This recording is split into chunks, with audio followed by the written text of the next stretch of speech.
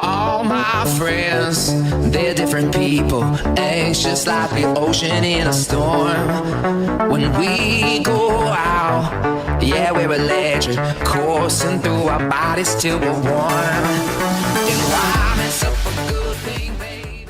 Najprv vám ukážem, akú rýchlosť vyvinie robot bez prevodov. Prevody musia pozostávať najmenej z dvoch kolies, jedno hnacie a jedno hnané.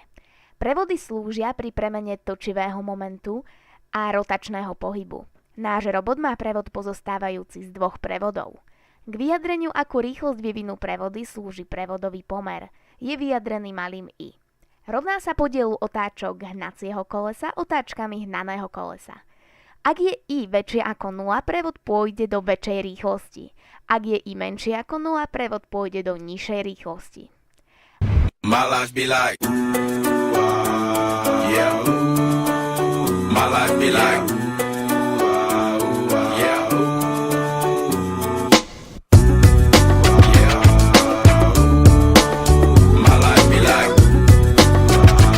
Ako ste mohli vidieť, roboty zastali v rozličných vzdialenostiach. Robot s pomalým prevodom zastavil najbližšie k štartu a najďalej sa dostal robot s rýchlym prevodom. A to už bude na tento diel všetko. Ja dúfam, že ste sa niečo nové naučili a vidíme sa pri ďalšom dieli.